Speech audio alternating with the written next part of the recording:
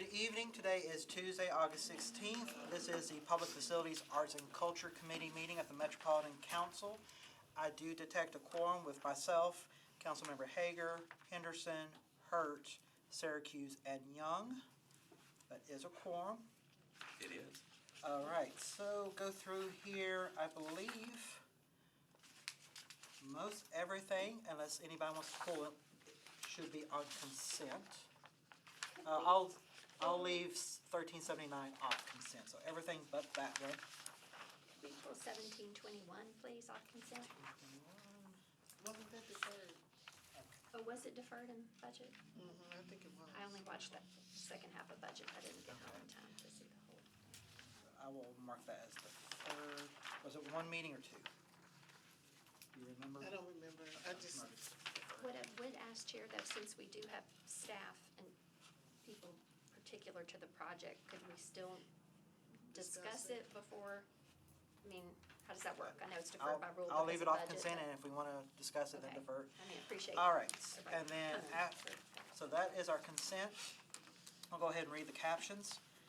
RS 2022-1702, Allen Bradford Welch and Stiles approves a grant from the Tennessee Arts Commission to the Metro Arts Commission for general operating support to expand, improve, and develop the arts in Tennessee.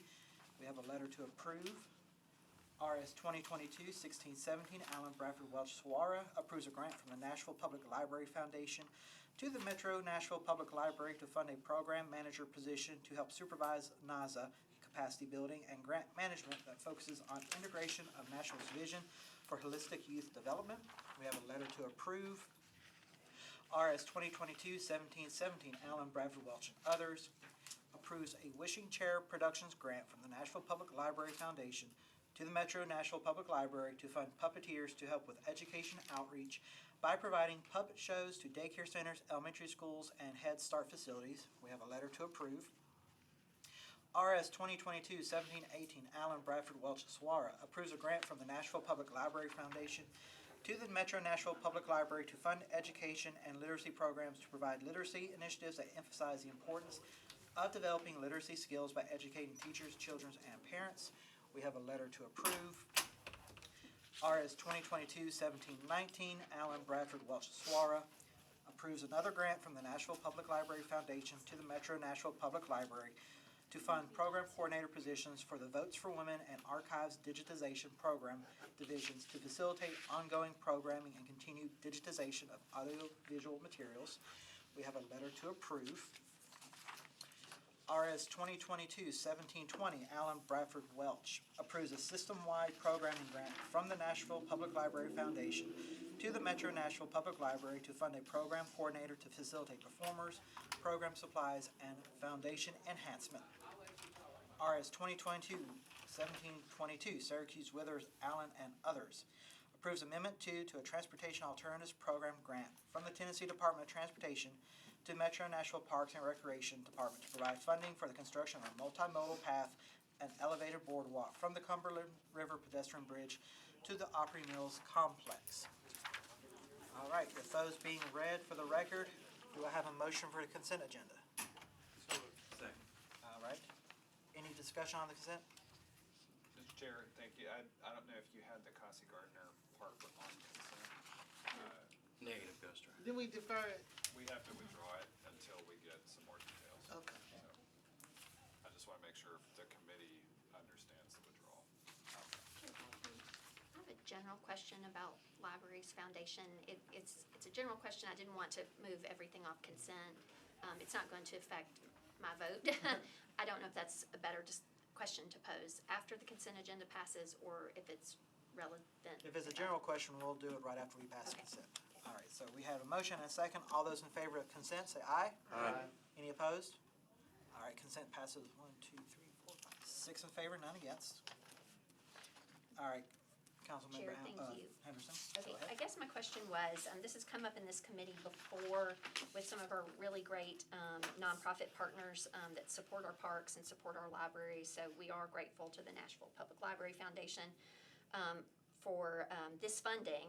But Mr. Jameson, I don't know if you can speak to, because I don't, oh, hello, you're from libraries. I Hello. ran in, out of breath, here I am. Thank you for being here, because this is a question for you and perhaps the administration. But when the Public Library Foundation is very kindly funding operational positions, right? So a manager position, a project coordinator position, how do we work that out as far as kind of pension obligations and those being at Metro, and how that, we've had a little bit of, contention's not the right word, but just some challenges on kind of nonprofit funded positions and what that means, what the budgetary implications are long-term, and if we can sustain those positions in the budget when and if the foundation kindly chooses to go another route. These particular positions, and there's 15 of them, Okay. some of them are part-time, some of them are full-time. In years past, we have always put in, these are the positions that are truly library positions, or they perform library work. They are being paid for by the foundation, and these are the positions we've been trying to get over into Metro's budget. We've kind of been doing it 2 positions at a time. Okay. So we got 2 this current fiscal year.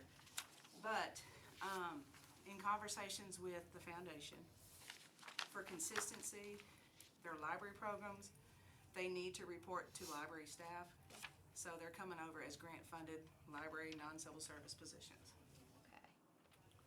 And so, Mr. Jameson, or Budget Chair Allen, what does that mean kind of from the implications as to the operational budget when we have grant-funded positions? For pension purposes, HR would tell you that they are considered a Metro employee, and that it invokes and requires the same pension requirements as a non-foundation funded position would require. Okay, and so if the foundation were to not have the capacity to fund these 15 positions, what would happen to these folks? Well, in the worst case scenario, the positions are eliminated to the extent that you have an employee who's vested, they would have their pension as they would if they were a normally funded employee. That has rarely, if ever, happened to my knowledge, but I can find out more detail from HR. Okay. And then I guess my only other question would be from a kind of migrating stuff in the library budget. We saw for so many years, right, so much of your books coming through 4%. Where are we on that, as far as kind of getting, it's Still in 4%. We're gonna keep doing that through 4%? As far as we know. Okay. Okay, thank you. Those were my questions. All right. So we have one bill on second reading. It is BL 2022-1379, Swope, Hurt Hall, and others. It amends Title II of the Metro Code to create the Nashville Entertainment Industry Board. Do I have a motion? Would that not So, defer? we're gonna defer. Okay. We're gonna defer. All right, so I have a motion to defer 1 or 2 meetings? 1 meeting. Do I have a second? Second. All right, all those in favor? Mr. Chair. All right. Before we adjourn, I do want to Mr. Jameson, what were you acknowledge, gonna say? we have guests from Metro Parks. Do we wanna go over the one with Casa Can Gardner? I move to withdraw the previous motion and have a motion that aligns with what was it in Budget and I'm Finance? sorry, or- Chair. In budget, they deferred until the first September meeting so that it would align with the. Isn't that one meeting? I'm sorry, that's right. Okay, sorry, Mike. Okay, so Sorry. as I was saying, we've got guests from Metro Parks to give us an update on the Fort Negley master plan that they've been working on for the last several months. So I thought y'all were here if you about have to go Casa to another Gardner meeting, Park. go right ahead, but I'll go ahead and hand the floor over to Parks. You have a question? Just about the withdrawal, do we need to official or just, If it's withdrawn, it's oh, withdrawn. it's just, okay. But I can comment on that if you'd like. I guess I would like to understand on Casa Gardner, my question, Mr. Nate, was that the way the bill was written, it was money towards, from MDHA for procurement and project management. And so it was written like it was a project management thing. But then the attachment seemed to be like it was funding for phase 2 to actually implement the physical things in the park. It was unclear to me kind of what we were voting for. I know it's withdrawn at this juncture, but is it just a management? The funding Funding? will be for design and construction. of Okay. these two. And it was withdrawn at the request of MDHA because, as written, it has an estimate of the budget amount. And for their purposes, they need for it to be an exact amount. I appreciate that. And I guess I would say also, Mr. Nage, it's written as if you would read it, it basically, it doesn't say for design and construction. At some point, once in there, it said it, and I was like, oh yeah, because it's $1.5 million. The caption and the content, the recitals, read as if it is a $1.5 million to manage the project. We will attempt to clean that up before it Thank comes you. back to you. I appreciate that. And my concern is that no one really uses the park. You don't see any kids there from the very first time that it opened, and then until another time when I actually had a meeting outside, and some of the parents who attended the meeting brought their kids and they were in the park. That is the only time you've really seen any activity pretty much in that park. And there have been, I think, one other event that Tattoo Elishaba Oh, the had, public art yes, thing. yes, Yeah. they had something. And that's really it. So I'm just wondering if it's a good use of spending funds when what we already have and what's there is not really truly being utilized. But it's unfinished, right? Well, when we were in the planning and design phases, when we had a lot of those public meetings, particularly with surrounding institutions like Fisk and TSU, we talked a lot about what we thought was going to be really important to making it a successful public space, which is active programming. By itself, we don't have enough, There. destination amenities or facilities there to generate a lot of activity on its own. So we really need to be able to go in there with events, I think, to make it succeed. The second phase will have a very beautiful, custom-designed kind of shelter that can also function as a stage, which hopefully might make it more attractive for events. But as you know, Parks Department is rarely generating active programming on our own. We're permitting third parties to do it as it comes along.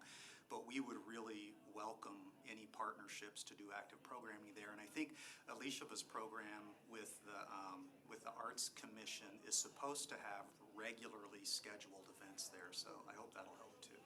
So Mr. Nage, then is $1.5 million going to be for design and construction and management of a shelter that's a stage? Well, I think that's part of why they want to have an exact, Yeah, I'd appreciate that. and it's federal funds. I mean, I'm thrilled about a pocket park on Jefferson Street. I think it has so much, potential, to your point about partnership and activation and everything. But respectfully, when I went there, I was kind of like, there's no there there. Like when y'all cut that ribbon, I was kind of like, this is it? Well, we've got a quarter of an acre, and there's Yeah. only so much activation we can do with No, a I quarter of appreciate an acre. that. But it's, I think it's something that we're gonna have to, the Plan to Play master plan, right, calls for more pocket parks. And so whether it's through activation or kind of physical, what is I was just in a really lovely city with a whole lot of pocket parks, and, they really think of them, in concert with each other. And so this pocket park might have some play structures for younger children. You might go 3 more streets over, and they might have them for older kids, right? They're not trying to make the pocket park be all things, right? And so I just don't know if we're kind of strategically looking at all the opportunities, because, if we're only gonna have it be sort of an empty space for activation, for the park to be successful, you've really got to establish those relationships. But to Sharon's, or rather Councilor Hurt's point, if when you drive by, there's not anything that's kind of like, ooh, what's that? To sort of pique your interest, whether through public art or otherwise. Have they added a mural subsequent to the ribbon cutting? I on think that? that's underway. Right, because there's a big empty wall in the Yeah, park. but it is something in the wall that does have some historic writings on the wall. But again, the park could be utilized, but I think there does need to be some partnership with some of the, there's a church right next door. I think that we have to come up with the program and some things to get more activity. But Mr. I think Nate, that, do we have a staff member who Councilmember Henderson, coordinates activation? there's probably other people that have other committees they need to go to, so I'd like to go ahead and Can you get just this answer that last presentation. question? Do we have a staff member to coordinate partnerships and activations for parks? I don't know that there's somebody who's specifically assigned that role. Okay, thank you. Okay. Sorry, Chair. Go right ahead. And I know, our time is limited, so the presentation we're going to be giving you today is very, very compressed. And I'll just start with a few comments and then turn it over to Richie. We appreciate the opportunity to share this with you guys. I'll just tell a little bit about timeline on this project. We had the final public meeting at the end of June on Fort Negley, and for the time since then, we have been working on actual writing, editing, formatting of the actual plan document, and we'll be done with that around the end of the month. There's currently no funding for implementation of the plan. As I understand it, there may be a capital spending plan this fall, so that'll be the first opportunity for Metro funds for example, the Phase 1 design. There are a couple of efforts that are ongoing. In a couple of weeks, we will be coming before you with a request to accept a grant from the CVC to fund a museum feasibility study. So this master plan does recommend expansion of the visitor center, but we need to do more due diligence and research to figure out what the scale of that center is, what the market can support, what the opportunity, what the operating model might be. So is it a 5,000 square foot addition to the visitor center, or is it a 100,000 square foot museum? So that study will help us make those decisions. We are also, Cindy has funded a study to allow us to look more closely at greenway corridor connections to Fort Negley, particularly toward the Browns Creek Greenway. So that planning is ongoing. And then lastly, we're in the middle of the first phase of Stonework Restoration on the site, which, if you have not been there in a while, is really interesting and looks fantastic. Everything we're doing is either being monitored by an archaeologist or the archaeologists have actually been doing the excavation. So we've been exposing layers of soil that haven't been exposed at least since the WPA era, some of it since the Civil War. So that's just a quick synopsis of where we're at. Richie Jones is a principal with HDLA Landscape Architects. They're the lead consultant on this project, and I'll turn it over to him. Great. Thank you, Tim. Thanks for having us today. I will try to be brief, try to keep this to 5 minutes so we can have some questions. It's really going to be difficult to do that because Fort Negley is a fairly complex and fascinating site. It's been our pleasure to lead this team. It is really a very robust team of experts. As you see here, we teamed with a group out of Charlottesville, Liz Sargent, Historical Landscape Architects, that works on historical and cultural landscapes all over the world, really. They have been very integral to this process. We've also been working very closely with Dr. LaRotha Williams of TSU, who's really one of the foremost experts of African American history, specifically around Reconstruction, and been able to get to know him very well, and he's been invaluable to this process. So our team has been wonderful. We're at the very end of our process. We've been going for about 9.5 months now. I'm hopefully sending Tim the final copy of the master plan on this Thursday. Our team is diligently working on it. So it's really hard. When Tim said we were doing this, we've got about a 25-minute presentation that goes really deep into it. So when he said we've got about 5 minutes and we don't have audio visual, I was like, oh man. So I brought, what we've done here is these are some boards from our last public meeting, and I thought I would just very quickly walk you through both our philosophical approach to the plan and then some of the program improvements. So Fort Negley is an incredibly important cultural landscape, not only in the city, not only in the Southeast, but really the nation and the world. It is a UNESCO site of memory. It is a site of very important African American history. It's a site of freedom. It's a site of hope. It also represents the very worst of our nation as well. And so all that is encapsulated sort of right here in Nashville. And so the first thing we did as a part of our process is two things. One, we took a really deep dive into the history And that involved a lot of conversations with Dr. Williams, Krista Castillo of the Visitor Center. And two, we really spent about 6 months on the engagement before we put any pen to paper. We had a wonderful public event in November. We had a historical panel. We had an event at the December 11th reenactment event at Fort Negley. We've had 5 public meetings. We took that very seriously. We got lots of different feedback from the community and stakeholders. I should also mention we had about 40 one-on-one stakeholder meetings. Everyone from Adventure Science Center, African American Cultural Alliance, to Metro Parks internal staff. And so we spent a lot of time listening, and I think that laid a foundation for what we hope will be a successful plan. What came out of that were 3 guiding principles for the plan. Preserve and maintain what's there, the history, the physical evidence of that history, the stonework. Reveal and honor. Much of the story of Fort Negley is untold or incomplete. And so we needed to make sure that we're revealing and honoring that story in everything we did. And then finally, connect and engage. Fort Negley, both internally, is very disparate right now. You have the former Greer site, you have the fort proper, and then you have Adventure Science Center lease, and they're totally disconnected. So we wanted to stitch that site back together into a holistic park. And then it's also very disconnected from the community at large. It's very much an island because of the interstate, because of the railroads, because you only have so many points of entry along Chestnut and Bass Street. We knew it was important to reconnect in very real ways back to the communities, also connect to Rose Park, City Cemetery, and the reservoir, because those sites collectively tell a really greater story. And so what we did then with the guiding principles is we looked at the existing conditions. So when you looked at preserve and maintain right now, I think somebody mentioned it, Fort Negley is not in a state of disrepair, but it is under-maintained, and it's in need of a lot of repair. And so we're not meeting the mark there. When you look at reveal and honor, as I mentioned, a lot of these stories are untold or incomplete, so there's opportunity there. And when you look at create and connect and engage, as I mentioned, we're not really hitting the mark. So we came up with 3 strategic solutions that were the basis of the master plan to make sure we were meeting. I didn't print those. I should have. Go ahead. It's fine.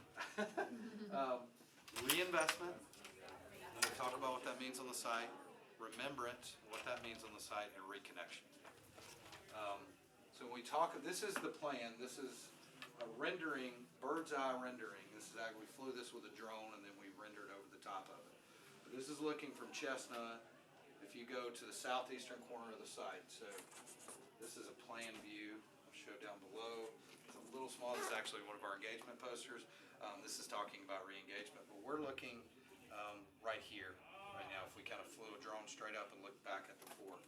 So when we talk about reinvestment, we needed to re-energize this space, reprogram the space, and really give people a reason to be there other than just going up to the fort. And so we are proposing a expanded visitor center that we're exploring rebranding as an interpretive center. Tim mentioned that we, as a part of an extension of this plan, we are engaging with Randall Gross, who's going to be doing a feasibility study on what actually can be supported there. So we understand what it's going to cost, how much it's going to be to sustain it, and when you look at potential visitors and tourism, what actually makes them. We want to right-size this building. But we do feel confident that an expanded visitor center, even with just the exhibits they have now, is appropriate. So you see that right there. And this would be a building that would really open out in all directions. We have the establishment of new gateways at this corner, Fort Negley Boulevard, on Bass Street. We'll talk about that in a moment.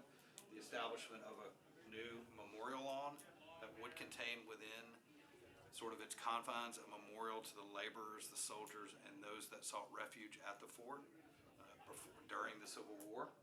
We're not exactly sure what that looks like yet, and we don't even know if it's appropriate for us to plan that as a part of the planning team, but we are holding that as a placeholder because we feel like it's an important piece of history that ought to be told very front and center. We're reinterpreting the WPA grandstands, which were here, into some outdoor seating. We think that it would be appropriate to have lots of different types. We talked about activation, ways to activate the site, whether that be new food and beverage in the interpretive center, shade structures here that also act as interpretive buildings. Lots of different interpretation here happening. I should stop and mention what came out of our strategic solutions session was this idea of a fairly grand vision. And that is, I should have led with this, I apologize, but you see it right here front and center. Our vision is to create an open-air museum of national significance that speaks through cultural landscape to reveal history from Civil War to civil rights. And this site, maybe more than any other in Nashville, really tells that complete story from Civil War to civil rights, because we have the urban renewal story, we have the Civil War story, we have everything in between. Do you have anything interactive in there that would be interactive? I would hope, we don't have that level of detail yet, but I would hope at least in the interpretive center we would. In fact, we've been talking to some audio visual companies about doing some AR, alternative reality or augmented reality programs that would actually allow you to walk around the site, hold your phone up and sort of visualize what it would have, like you might be able to go look at what one of the laborer camps would have looked like, or Bass Street before it was demolished. And so I think interactivity is going to play a pretty big part in this. Could I interject Yeah, one go thing? ahead. Just for orientation, this is the old Greer site. Yeah. Just to Yeah. make sure you're. Yeah. Right. So one of the things it's already graded perfectly flat. So any grading on the site is really, you have to be very sensitive to it because there's lots of archaeological assets. And we studied those pretty carefully. We are trying to avoid cutting into the ground at all. So what we understand from working with our expert consultants is that filling areas is fine on an archaeologically sensitive site because you actually are preserving those assets for future generations. You just don't want to cut. And so it's not really feasible to do an archaeological dig of the entire site and maybe not even appropriate. But we do want to make sure we're preserving those assets. So it's one of the reasons why this made for a really good lawn area.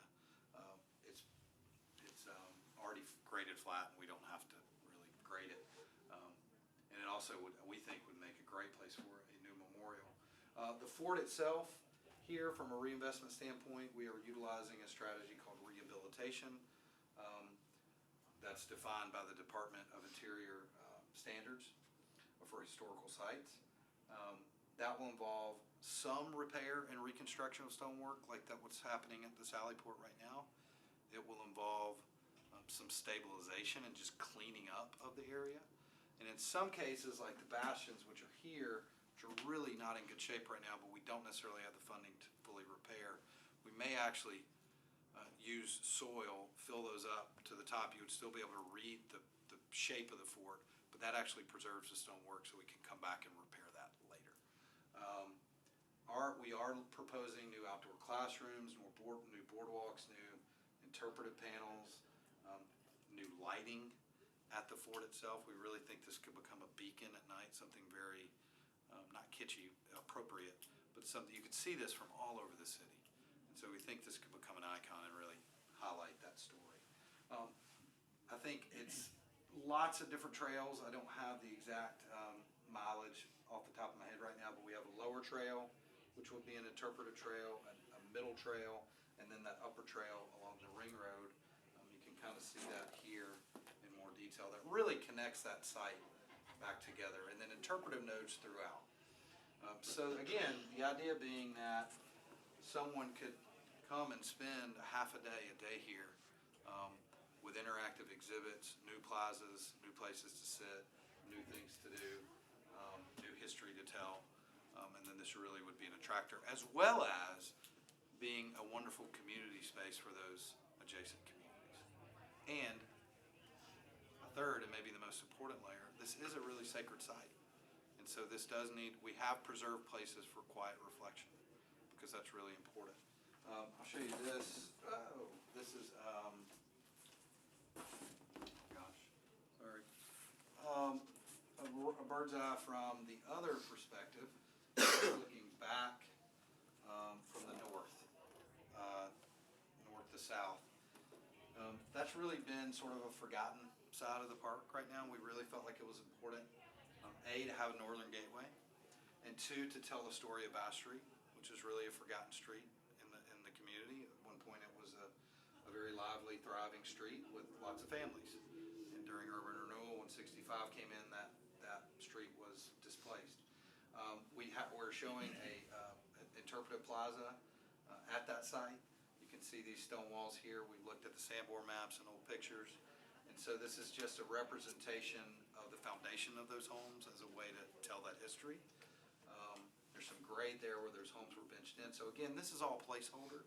As we get further into implementation, we'll really be diving more deeply into the details of this, but we feel important that story should be told here, as well as that northern gateway for pedestrians to access the fort. So one question. Yeah.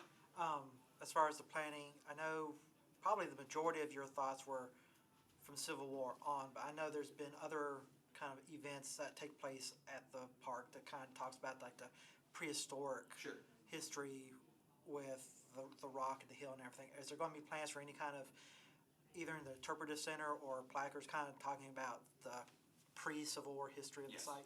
I'm glad you brought that up. So you can kind of see it back here in the background. But so this area kind of behind the new interpretive center, we're envisioning that being a pretty large glass facade that would open up back to the fort. It's also where they currently do, can't remember what they call that program, but it's very The popular. fossil program. The Something fossil about program, fossil, yeah. which is a little So confusing, honestly. It's like, yay, but why there, you know? they're bringing Because fossils all of in. that exposed rock is an incredible, there's a ton.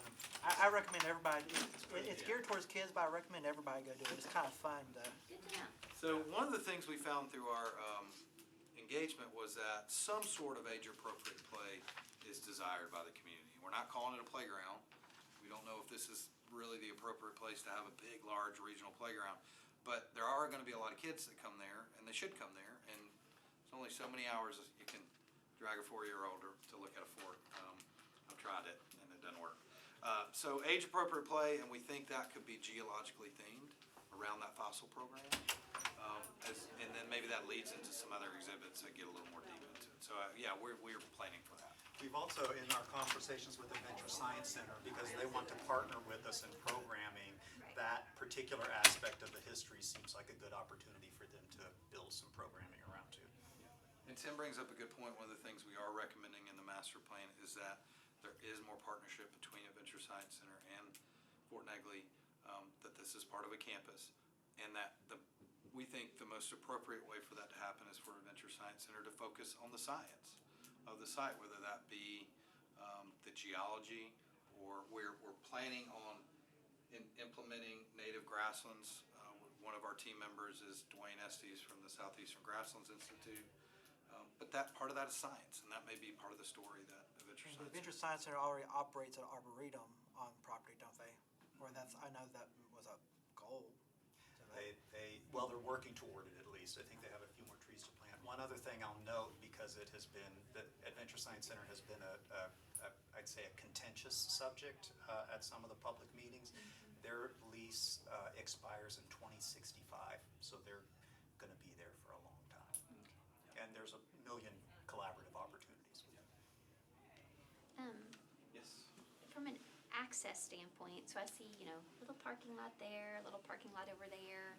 I'm often talking about safe routes to parks and how we can put less parking lots in our parks. So, what transit lines will get you to this park? Is there gonna be kind of an accessibility plan? Like if I get off the bus on 8th Avenue, how am I gonna engage this site? Or if I come at it from the opposite kind of Bass Street side or the city cemetery side, I think there's a transit line over there. Yes. Like how do those, and you mentioned greenways to start, but could you also speak to public transit and how we're gonna get people here without them coming in a car, hopefully? Yeah, that's a really good point.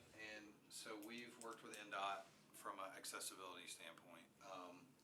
We are looking at Chestnut as an example, and some of the work that's being proposed on 8th Avenue. So we're currently, our goal is to connect to 8th and 12th and have accessible route all the way at least to 12th along Chestnut. That would get you to two major access points here that would be accessible, as well as extending those improvements up to Napier Pseudocombs.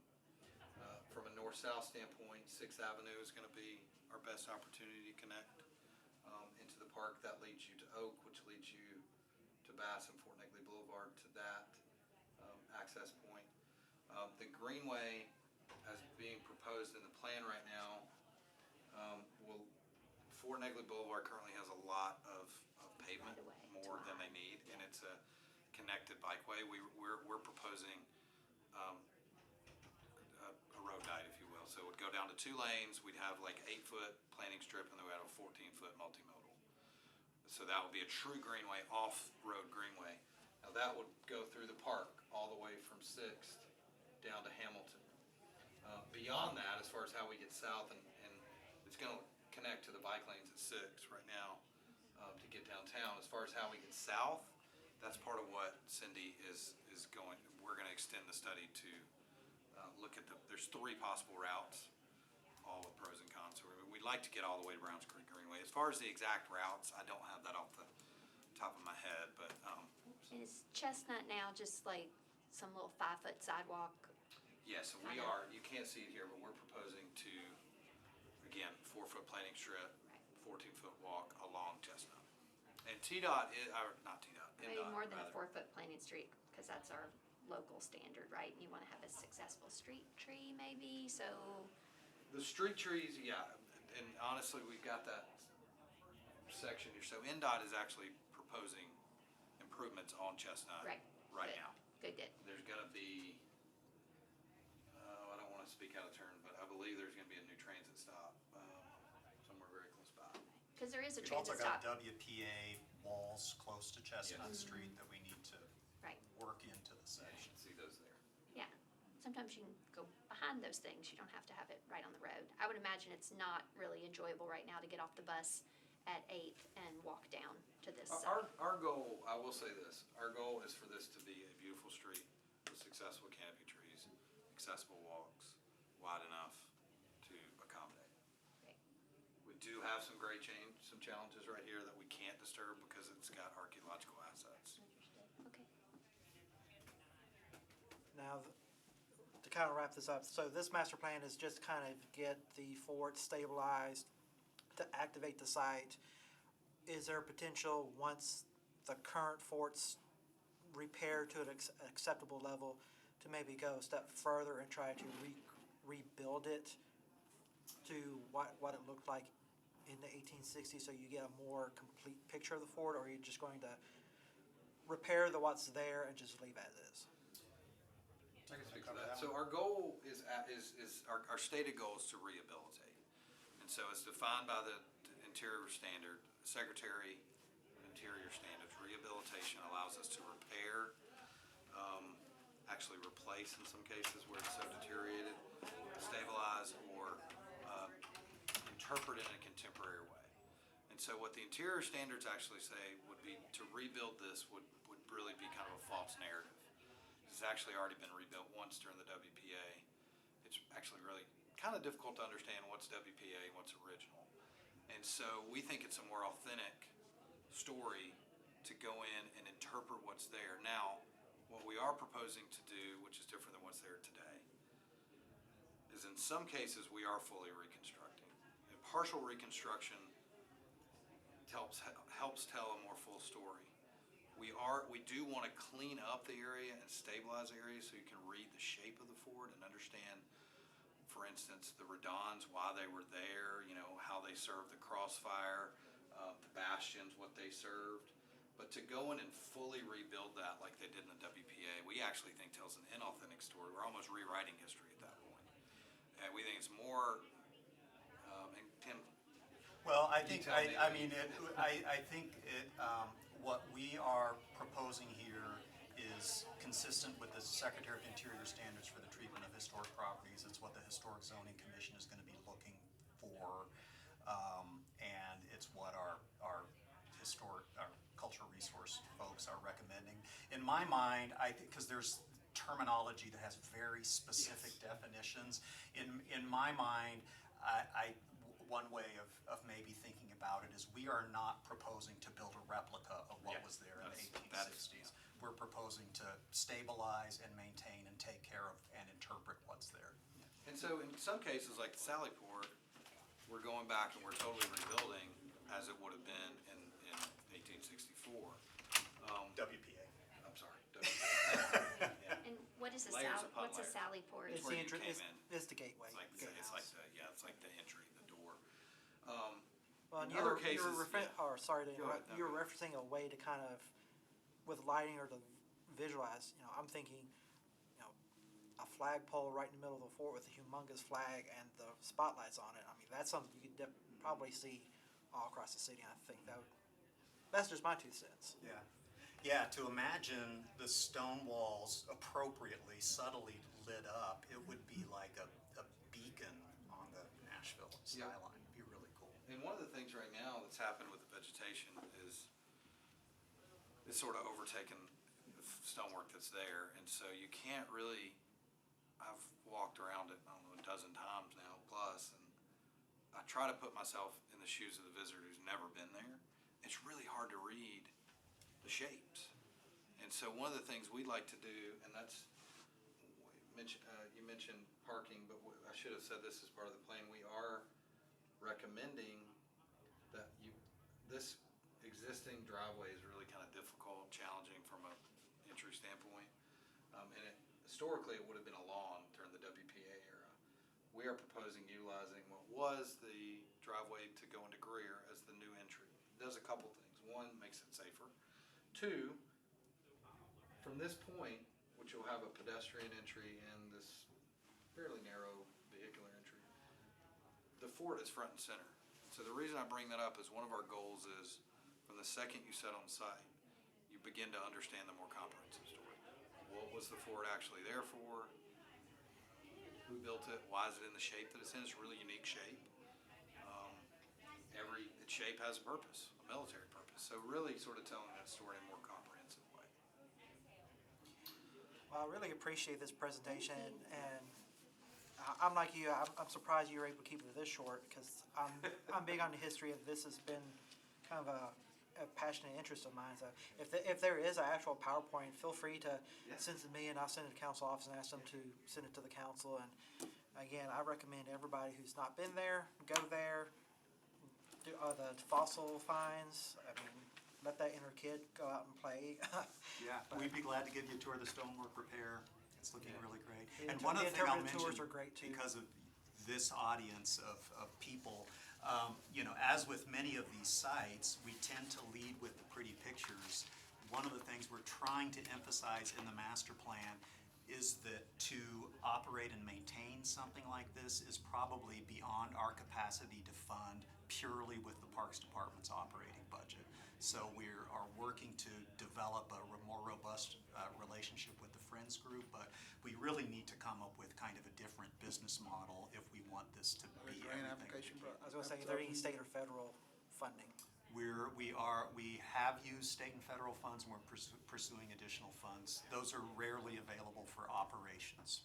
Any addition, when I say grants, I'm speaking from my actual job, nonprofit. Yeah. If you have a friend, so are you approaching those or? Yeah, so there's a Friends of Fort Negley. They, I think, will want to revisit their organizational mission and goals. Maybe, it's a lot of people who are interested in history. They're not necessarily fundraisers. Well, again, I appreciate y'all taking the time to give us this update, and with that, we stand adjourned. Tim, I know some. Maybe you can get Oracle or Amazon interested. Like me, but I can't take the job. Right. You're like, Well, not Clearly, the there's a job, but I can't consult massive this. amount of private development happening around this. They're, they're gonna be. It's a lot of, Thank it's a you. lot of Thank you. consulting jobs, I don't think. Making the invitation. Thank you. Well, Yes. GBT? I got forwarded Is that the one you're talking about? Joe,